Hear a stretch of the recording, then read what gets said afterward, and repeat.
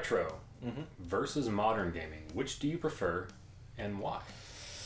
This is a trick question for me because of the fact that I like both. Yeah. So I guess it would be good to start off with what we would define as retro. And for me, I kind of consider anything before PS2 and Xbox as retro. Retro meaning obvious Atari. Yeah, like Atari, NES, Genesis. Sega Genesis. N64? Yeah. Okay, N64 and PlayStation 1. And what was... There's another one. I mean, yeah, there's plenty more, but that's the essentials. But anything after that, the reason I say that is I feel like a lot of games on the PS2 and the original Xbox, you could still go back and play now, and some of them still look really, really good. Mm-hmm. Not so much with like the PlayStation and the Sega Saturn. Well, it depends on the games, I guess. True. The 3D. But anyway, that's beside the point. But yeah, I mean... Okay, well, I like retro for my favorite classic series, Resident Evil. And also what I've been lately getting You like Resident Evil? Yeah, I know, right? It's so weird. No, and because I like playing Castlevania, so I mean, I'm slowly getting more into Castlevania, which we discussed before. And they just released Castlevania, like a 2-pack game for the PlayStation 4 just recently did see that, too. yeah. So I'm kind of excited about that. I think they're getting the Xbox version as well, but I'm not sure. But I mean, yeah, I mean, just to piss you off. Probably. I mean, I already got one of them on my Xbox, so I mean, true, yeah. But I mean, I like retro for like the nostalgia feelings, but I also kind of like the modern for like the new updated like realism of games, how they are. Like, I'm playing Red Dead Redemption 2 right now, and that game is, like, beautiful. Yeah. So, what are your thoughts? No matter what, I'm probably always going to swing more retro. Sorry, I have to show off that cup again. I mean, it's what I grew up with, but True. For me, it's kind of like, I would say, like, you know, classic movies. Because you didn't have all the special effects and all that kind of stuff, and you actually, to make a good movie, you had to have a good script, you had to have a good story, good actors, and all that kind of stuff. So I feel like a lot more love kind of went into classic games.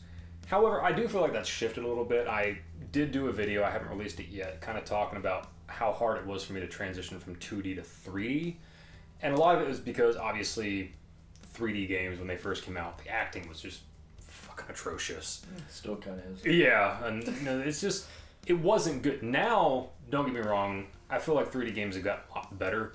The games... Well, like 3D games now, like, feels like a movie. That's the thing, like, and yeah, they're more of like an interactive movie, and I think that's great, but the problem I have with that is the replayability is just not there for me. So, yeah, everybody likes to do online gaming. I'm not a big online gamer. I never have been. I'd rather play with myself or a close friend in the same room. Kinky.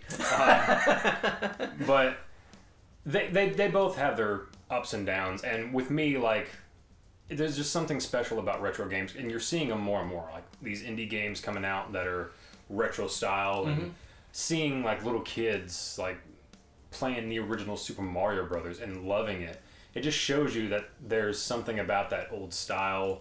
It's just never going to go away, in my opinion. People still love that. I think that's one of the good things I like about Nintendo is the fact that you can still go back to their old library, even on the new modern systems. Yeah. Like, it might cost like $10, but it's worth $10 to go pick up, like, Super Mario 3, regular Mario, hell, even, like, Castlevania. Yep. And the other thing is, it's simplicity for me, and not so much the game difficulty, but being able to pick them up and play.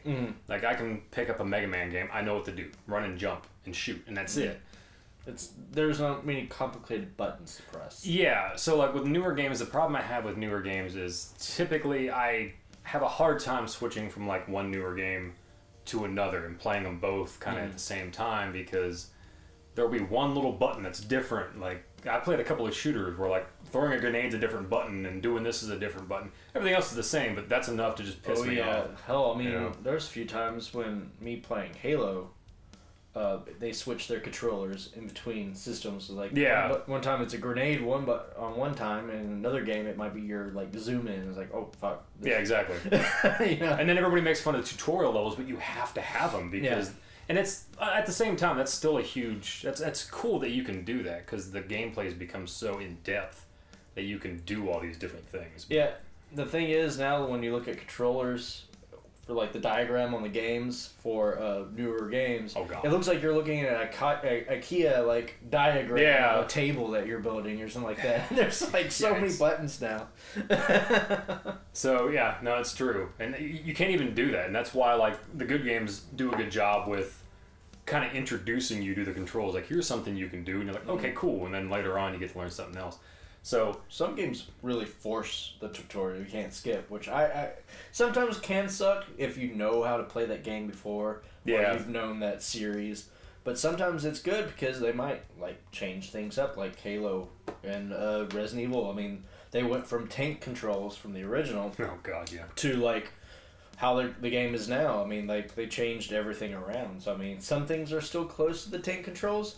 I still love the tank controls, even though it's like this when you're walking. Yeah. I mean, like it was just so much easier because Resident Evil 1, 2, and 3 had the same like controls. They never changed. Once it went to Resident Evil 4 and the like over the shoulder kind of thing, they kind of changed things up, which made it a little bit more difficult. But I mean, I'm sure on the new one that's coming out, Resident Evil 2, the reboot.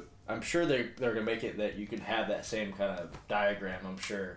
They might hope so. They might do like a classic. Because they have the costumes unlocked, the original. So I mean, you never know. There you go.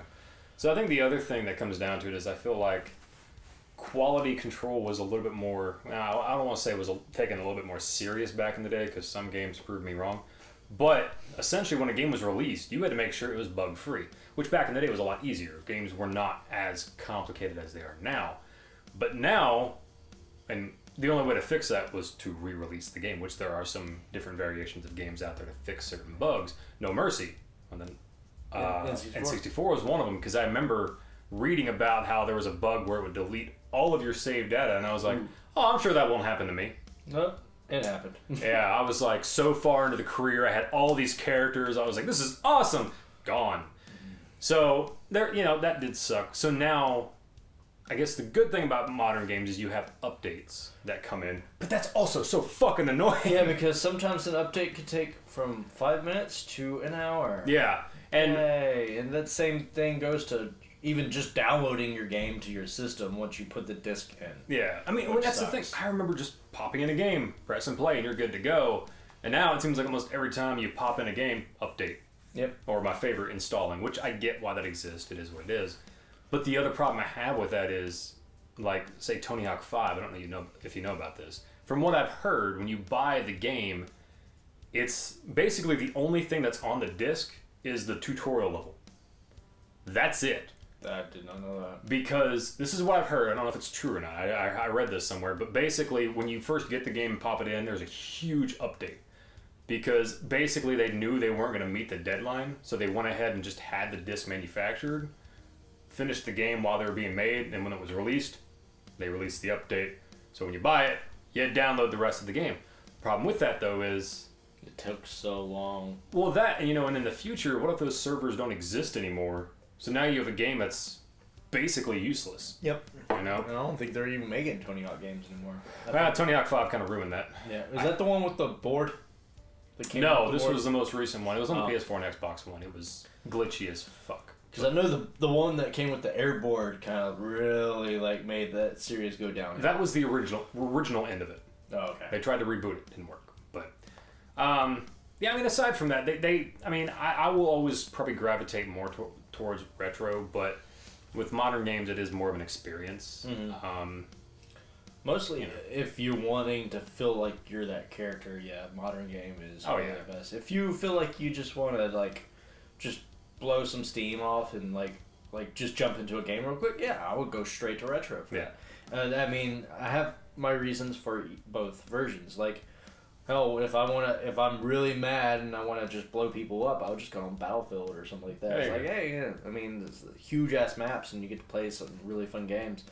But like, I don't know. I mean, it just depends, I guess, on my mood. Really, when I want to play a retro and when I want to play a modern. But I don't have as many retro systems as you do.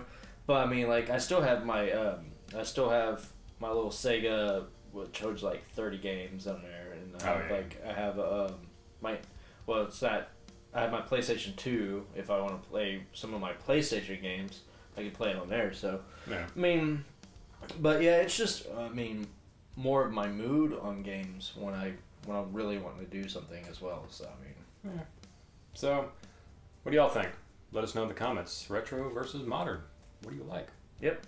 Thanks again for watching. Thank you guys. Hakuna Matata.